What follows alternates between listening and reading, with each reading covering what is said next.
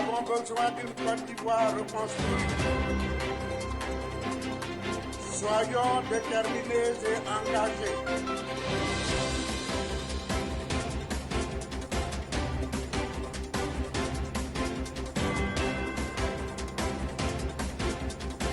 Quand le sage montre la lune du doigt, Guido regarde le doigt. Que Dieu bénisse la Côte d'Ivoire.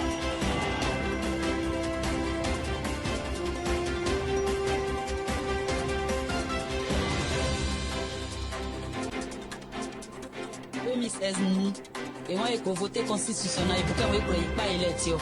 Pas personne de l'EMA et que tu vas checker tes vies, ça ne va pas nous et les clones, ça nous. Et boy, et boy, si on a mis à sous sa fille, c'est boy à Gaoma et après les clones. Dans son fleur à Gawa, on dit tout le monde est copié clones. On nous dit que avoir des papiers, ça sert à rien. Moi, je dis, c'est ces papiers qui vont vous donner le bulletin de vote. Et c'est le bulletin de vote qui va construire les écoles qui vous manquent, qui va construire les routes qui vous manquent.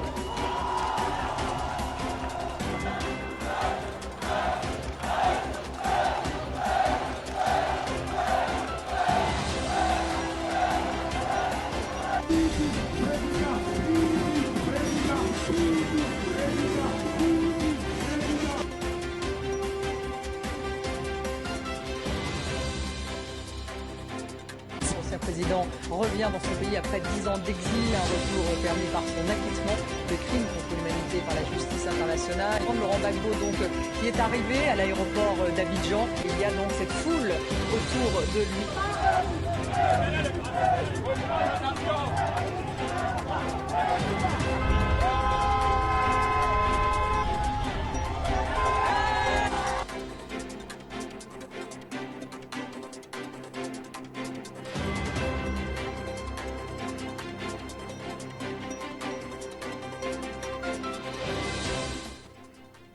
Mesdames, Messieurs, bonjour. Bienvenue à vous sur Elvic TV Résistance. Il est 8h en temps universel ce mardi 8 octobre 2024. Vous êtes en compagnie d'Isaac Kofi depuis nos studios de Bamako au Mali, capitale de la Confédération de l'Alliance des États du Sahel. Bienvenue à vous. En effet, comme vous le savez, la situation politique économique aussi, il faut le dire, diplomatique, militaire de la Côte d'Ivoire est très tendue, est aussi dans une situation difficile et nous sommes à quelques mois d'une élection présidentielle jugée très critique pour la sécurité, la stabilité du pays, mais aussi de toute la sous-région ouest africaine. Le chef de l'État, président de la République de ce pays autoproclamé, qui a violé donc la constitution de ce pays afin de se hisser, de se maintenir par la force donc des armes, la force de la violence de ses sbires et de ses milices donc à la tête de ce pays. Il est en train donc de mettre tout en œuvre pour confisquer le pouvoir, pour demeurer un autre mandat de plus à la tête du pays et pourquoi pas d'y demeurer jusqu'à sa mort. Il veut donc mourir au pouvoir. Alassane Dramane Ouattara, c'est de lui qu'il s'agit, était en France où il a rencontré le président de la République française, monsieur Emmanuel Macron, avec qui il est en pourparlers afin d'obtenir un soutien ferme, un soutien aussi sans équivoque de la France afin de pouvoir rester au pouvoir. Pour ce faire, il brandit donc les intérêts de la France dans le pays. Il serait la seule personne capable donc de protéger ses intérêts, mais il brandit aussi la situation sécuritaire, mais aussi politique dans les États de l'Alliance du Sahel. Alassane Dramane Ouattara se présente comme la seule personne capable de faire revenir l'AES, les États de l'AES, les États et les pays qui composent cette alliance des États du Sahel, cette confédération, à savoir le Burkina Faso, le Mali et le Niger, de les faire revenir dans le giron de la France et qu'ils demeurent sous la coupole donc de la France-Afrique et aussi qu'ils continuent d'avoir pour monnaie le franc CFA géré depuis Paris au Trésor français.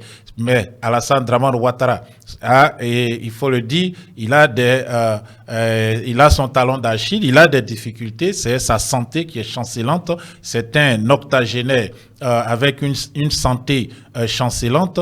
Alors cette je peux dire cette approche ou cette façon de voir les choses où je peux dire cette proposition n'enthousiasme pas les Français qui souhaitent quelqu'un de plus jeune, de plus vigoureux, de plus valeureux, quelqu'un qui peut au moins permettre une stabilisation de la Côte d'Ivoire afin de garantir leurs intérêts. Donc Alassane Dramane Ouattara tente tant bien que mal de convaincre donc ses partenaires français, mais cela est difficile. Il a effectué au cours de cette année 2024, année qui précède l'année électorale 2025, 8 voyages en France.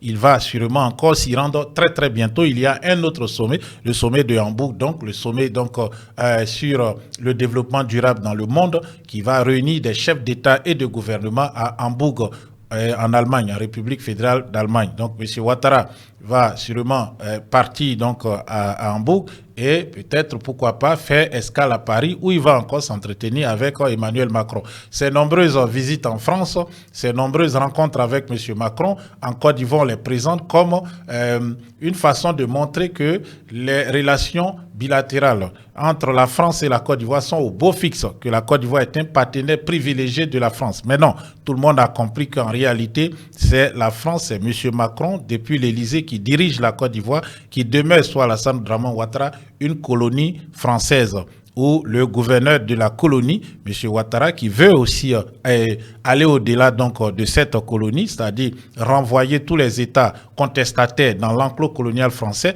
Donc, il est le représentant. Il n'est que le représentant, dirais-je, de la France sur le sol africain en Côte d'Ivoire. Donc, M. Ouattara a rendu compte une fois de plus de sa gestion du pays et aussi demandé qu'on lui accorde encore la confiance afin donc de demeurer au pouvoir en 2025 jusqu'en 2030. Mais comme je vous le disais, il y a des réticences à Paris. Donc M. Ouattara est venu rendre compte de ces discussions à ses collaborateurs, à ses sbires, ceux qui sont enthousiasmés donc à l'idée de confisquer le pouvoir afin de continuer à piller les ressources de la Côte d'Ivoire. Nous le voyons sur cet article donc de journal, le canard déchaîné, relation Macron-Ouattara, un ressort s'est cassé en petits morceaux. Il n'y a plus donc cette confiance initiale entre les deux hommes, entre les deux leaders, donc Alassane Dramane Ouattara, leader d'un groupe obscurantiste en Côte d'Ivoire, et Emmanuel Macron, président d'un pays qui se dit défenseur des droits de l'homme, mais qui parallèlement a soutenu donc une politique de violation des droits de l'homme, une politique qui était axée sur la préservation des intérêts de la France, ce qu'on a appelé la France-Afrique. Un ressort s'est cassé, ce ressort sera-t-il réparé? C'est la grande question qu'on se pose. M. Ouattara revient dans un pays miné par des problèmes au plan social, mais aussi au plan économique. Les contestations se succèdent donc en Côte d'Ivoire depuis le départ de M. Ouattara, le secrétaire général de la puissance syndicat, syndicat FESI a été interpellé, on en parle tout à l'heure, mais bien avant cela, il y a aussi des rivalités au sein des partis politiques, par exemple le FPI, le Front Populaire Ivoirien de M. Pascal Affi-N'Guessan, qui était dans un partenariat avec le RHDP, le parti de M. Ouattara, est en train de voler en 1000 morceaux aussi devant nous. En effet, il y a un congrès du parti qui doit se tenir très bientôt. Aujourd'hui même, les candidatures ont été les candidatures des personnes qui souhaitent diriger le parti ont été donc validées. On voit d'une part M. Pascal Affi-N'Guessan et de l'autre, on voit M. Dago Dogé. Voilà, M. Dogé. Donc, M. Dogé a aujourd'hui même, ça c'est une information breaking news, et nous vous informons donc en direct, monsieur Godet, voilà, monsieur Pierre Dagbo Godet, c'est son nom. Il était le vice-président de M. Pascal Affi-N'Guessan. Il vient de saisir la justice. C'est très, très important. Et ce n'est pas la première fois. Donc, il y a des dissensions au sein des partis politiques de l'opposition où il y a la justice qui intervient souvent pour le compte du RHDP. On se rappelle que le PDCI-RDA avait dû reporter à 2 reprises le congrès électif, donc congrès extraordinaire électif qui devait choisir le nouveau président au décès du président Henri Konan Bédié, après que des personnes, des militants à la solde du RDR avaient tenté donc de faire invalider donc la tenue de ce congrès extraordinaire. Et il y a eu la même situation bien avant 2018 au PDCI RDA. Ensuite, l'UDPCI de Pascal, monsieur Mabry Touakeuse avait aussi souffert de dissensions internes et puis aussi de procès devant les tribunaux contrôlés, on le sait tous, par le RDR. Ensuite, il y a eu le MFA, le mouvement des forces d'avenir du président Anaki Kobena, qui lui aussi a eu des difficultés en son sein lorsque le RDR est rentré donc dans la gestion de ce parti. Et je dirais le problème est le même un peu partout. Il y a des partisans qui veulent une alliance avec le RDR et d'autres qui réfutent toute alliance avec ce parti qualifié de violent sur l'échiquier politique en Côte d'Ivoire. Donc le RDR manipule des personnes au sein des partis politiques avec l'argent du contribuable ivoirien pour s'aimer donc les dissensions au sein des partis, s'aimer le désordre et la zizanie. Et c'est la même chose qui aujourd'hui touche le FPI du président Pascal Affi-N'Guessan. Le parti déjà est un parti qui, à l'origine, était dirigé par le président Laurent Gbagbo, qui regroupait toutes les forces de gauche, presque. Voilà, il y a eu la majorité présidentielle, le PPACI d'aujourd'hui, créé en 2021 par le président Laurent Gbagbo. Il y a eu Leader aussi, dirigé par M. Mamadou Koulibaly. Tous ces partis politiques se retrouvaient, en plus peut-être du COGEP, certains militants du COGEP étaient des militants du FPI, étaient dans ce grand FPI, le porte-flambeau de la gauche ivoirienne. Ce parti aujourd'hui cassé en 1000 morceaux, une grande partie donc des militants de l'Est du FPI, bon, on peut dire SFPI, est allé avec le président Gbagbo pour créer le PPACI. D'autres ont créé d'autres partis, encore le mouvement des générations capables de Mme Simone et Yves Gbagbo. Donc le parti FPI dirigé par M. Affi se retrouve très minoritaire sur l'échiquier politique. M. Affi désire retourner dans l'alliance ou retourner auprès de ses camarades socialistes et M. Gauger, lui, désire rester dans l'alliance avec le RDR que M. Affi qualifie d'une alliance qui n'a rien apporté donc à son parti, donc une alliance inutile. Et c'est là que se trouve le problème. M. Gauger est donc candidat contre M. Pascal Affi-N'Guessan au prochain congrès donc ordinaire du parti qui se tient normalement dans quelques jours. La justice est saisie. Peut-être que ce congrès sera purement et simplement annulé. À cet effet, bon, M. Gaudier disait il y a de cela quelques jours, le 30 septembre, M. Affi-N'Guessan est un homme politique qui ne sait pas où il va. Changeant constamment de position, cette inconsistance ne peut inspirer confiance. Voici ce que disait donc M. Pierre Dagbo Godé, qui est en position pour lidérer le parti, pour être le président du parti et continuer l'alliance avec le RDR, tandis que M. Affi, lui, veut rompre cette alliance et retourner avec ses camarades socialistes. Que pensez-vous de tout cela? On en discutera au cours de la journée dans nos prochaines éditions où nous allons vous donner la parole. L'autre problème aussi créé, on le sait, de toutes pièces par le RDR, comme vous allez peut-être le voir, qui aujourd'hui occupe l'actualité en Côte d'Ivoire, c'est la situation sur les campus universitaires, la situation de la Fédération estudiantine et scolaire de Côte d'Ivoire, ce syndicat étudiant qui était à la solde du régime du RDR, aujourd'hui a maille à partir avec ce régime après l'assassinat de 2 étudiants sur le campus de l'université d'Abidjan, Cocody, dont un leader estudiantin, un leader donc de ce syndicat. Il s'agit du nommé général Sorcier, bastonné, égorgé par ses camarades. Aujourd'hui, certaines voix s'élèvent pour dénoncer un complot contre la FESI, car le régime n'arrivait pas à contrôler cette fédération donc d'associations et aussi de syndicats étudiants, n'arrivant donc pas à contrôler ce syndicat. Ils ont décidé tout simplement de trouver le moyen de le faire disparaître. Le président, le secrétaire général, c'est comme ça qu'il s'appelle, le patron donc du syndicat, et s'opposait au trafic de drogue sur le campus, de même qu'à d'autres activités illicites telles que la ponction des bourses de ses camarades, de même aussi que l'occupation de chambres par des personnes qui ne sont pas du système estudiantin. Et tout cela a peut-être causé des malheurs à ce jeune homme qui aujourd'hui se trouve donc en prison accusé de 2 meurtres, ce qui peut lui valoir jusqu'à 20 années de condamnation. Il faut aussi dire que le camarade Sié Kambou n'est pas au beau fixe. Il aurait été, selon certaines personnes, disons, évacué vers un centre de santé pour une consultation médicale pour des problèmes cardiaques.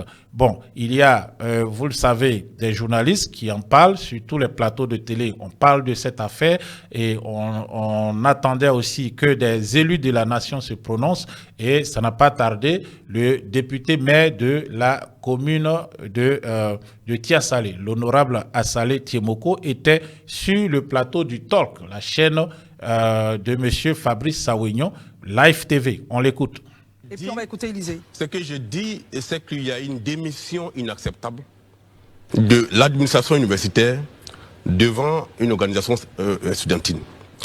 Les chambres qui ont été occupées pendant 4 ans sous le regard des autorités, qui n'ont pas réagi et qui profitent de l'arbre du crime qui a été commis pour venir agir, c'est se prévaloir de ce qu'on appelle ses propres turpitudes. Et le ministre lui-même, qui ordonne la destruction d'un bâtiment dont la construction a commencé depuis plus d'un an, construction qu'il a lui-même supervisée et auquel il a contribué en donnant de l'argent public. Le patrimoine immobilier de l'université fait partie de son domaine privé. Aucune construction d'intérêt privé ne peut se faire sur le patrimoine immobilier de l'université. Comment une association privée peut avoir l'autorisation de construire sur le site de l'université son siège public. Vous êtes sûr qu'elle a eu l'autorisation, honorable? Mais qui a autorisé ça? Alors, si le ministère n'a pas réagi et a participé activement à la construction de ce bâtiment-là, le ministère est en faute et on est en droit de demander et la démission du président de l'université, et la démission du DG du CROU, et la démission du ministre de l'enseignement supérieur pour avoir manqué aux obligations de sa chaille, qui est de faire en sorte que l'illégalité ne s'installe pas à l'université. Élisez votre... L'illégalité qui s'installe donc au campus d'Abidjan Cocody et le régime donc qui crée un problème, c'est-à-dire qui creuse un trou et qui met tout le monde dans le trou et qui fait des efforts pour sortir du trou ou qui prétend faire des efforts pour sortir du trou et qui veut être félicité. Voilà ce que dénonçait le président Tidiane Thiam. Donc le RDA a créé un problème sur les campus. Le ministre a même contribué à la construction du siège de cette fédération estudiantine et scolaire de Côte d'Ivoire sur le campus de l'université d'Abidjan Cocody. Donc la FESI est un syndicat qui est externe à l'administration de l'école, ne peut donc pas avoir un siège. On peut lui accorder une salle pour faire des réunions, mais pas jusqu'à avoir un siège, donc de gérer, en partie de co-gérer l'université avec l'administration de cette université ou des universités, l'administration de toutes les universités publiques de Côte d'Ivoire. Et cela a contribué au désordre que nous voyons dans le système scolaire universitaire. Toutes les universités de Côte d'Ivoire ont dégringolé dans tous les classements. La Côte d'Ivoire ne figure dans aucun classement donc, qui classe les universités africaines, pour ne même pas dire du monde. La Côte d'Ivoire est inexistante et c'est dans ce pays qu'on parle de croissance, mais aussi et surtout d'émergence. Quelle émergence et surtout quel futur pour un pays où la jeunesse n'est pas formée comme il se doit. Cela incombe au RDA. Nous ne sommes pas des moutons. Voilà, écoutez. Mais,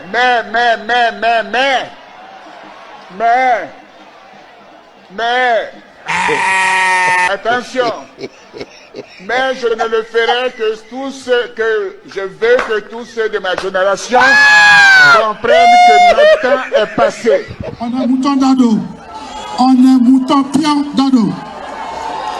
Ceux qui disent qu'on se comporte comme des moutons, moi je dis on est mouton pion d'ado. Est-ce que vous êtes d'accord d'être mouton? Oui. Mais,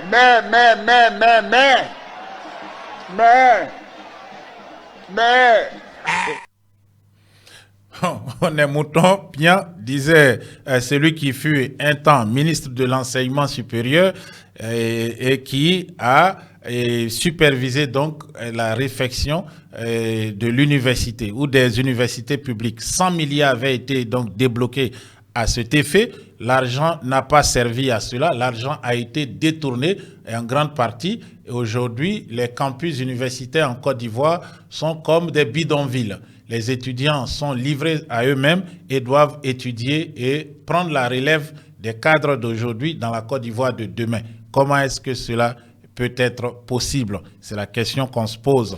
Et ils veulent peut-être transformer tout le monde en mouton, ce que réfute ou ce que refuse bon nombre d'entre nous, car nous ne sommes pas des moutons. Alassane Draman Ouattara est de retour en Côte d'Ivoire et on verra les jours à venir donc les déclarations publiques qu'il va tenir. Peut-être qu'il prendra de court tout le monde et décider de se retirer de la course à la présidence de la République en octobre 2025, ou peut-être qu'il va continuer donc sur sa lancée avec donc son agenda et toujours amener ses collaborateurs à organiser des cérémonies d'hommage.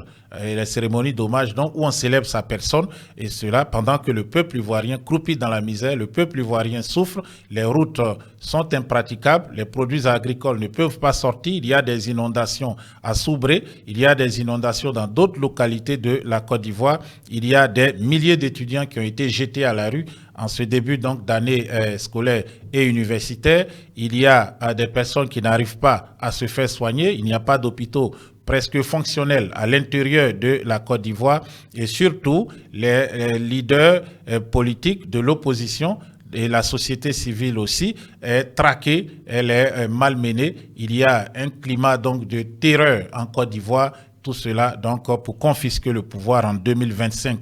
Chers frères, merci de votre fidélité. Merci donc d'être restés ces minutes avec nous. On se retrouve au cours de la journée pour un direct où nous allons débattre de toutes ces questions et des nouvelles actualités donc qui vont avoir lieu en Côte d'Ivoire et un peu partout dans le monde. Et le soir, nous allons faire donc la synthèse de tout cela.